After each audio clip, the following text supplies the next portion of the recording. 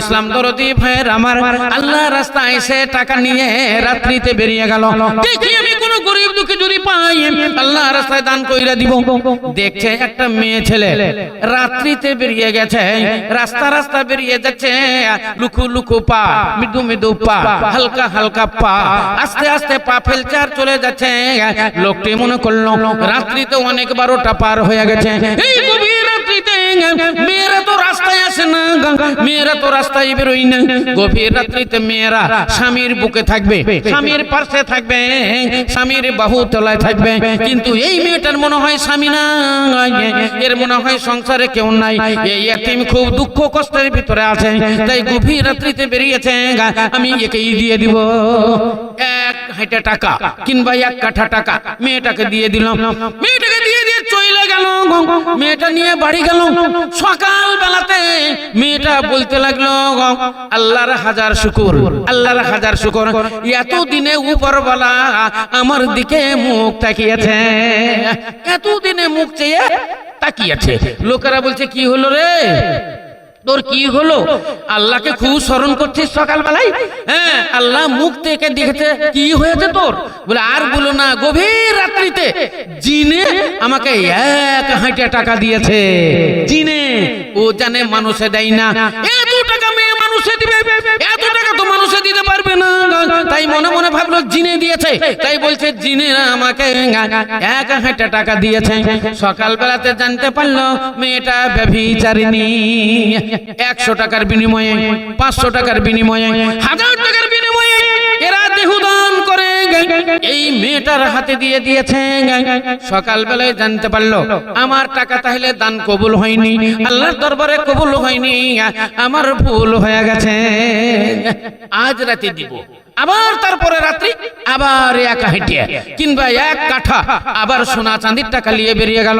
দেখে একটা লোক রাস্তায় চলছে আর চলে যাচ্ছে, চলছে চলে যাচ্ছে। গভীর রাত 12টা পার হয়ে গেছে।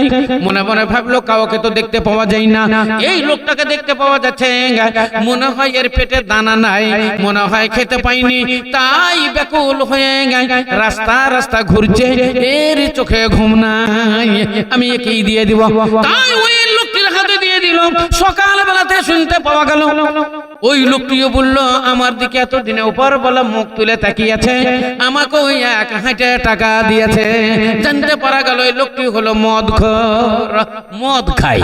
এই মদখোরের জন্য বউ ভালোবাসে না, ছেলেরা ভালোবাসে না, বিটিরা ভালোবাসে না, নাতি নাতনিও বাড়িতে থাকতে দেয় না। চল চল বাড়ি থেকে বেরিয়ে যা, গলায় ধাক্কা দিয়ে এরাকে খেতেও দেয় না, একে বাড়ি থেকে বের করে দিয়েছে।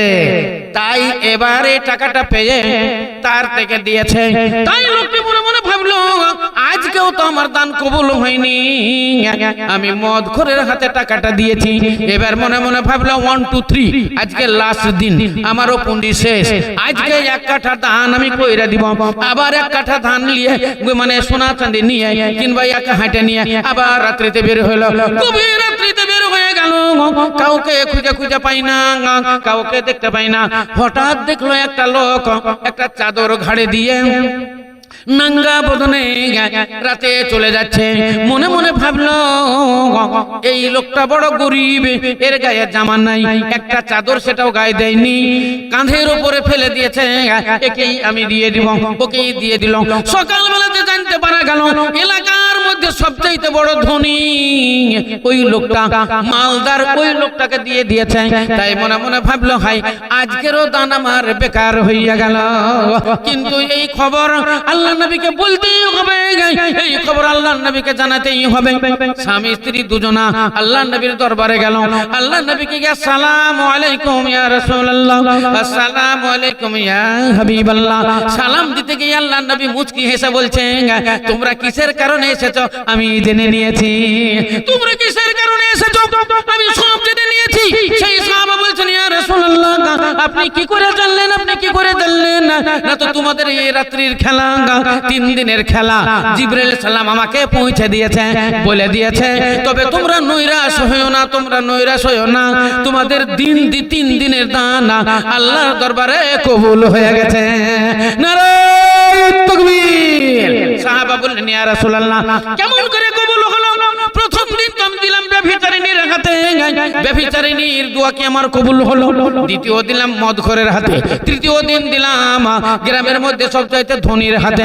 ইসলাম দরদি ভাইয়ের আমার শুনেন কান করে, আল্লাহ নবী বলছেন ব্যভিচারিণী 100 টাকা 200 টাকা 500 টাকার বিনিময়ে দেহদান করত।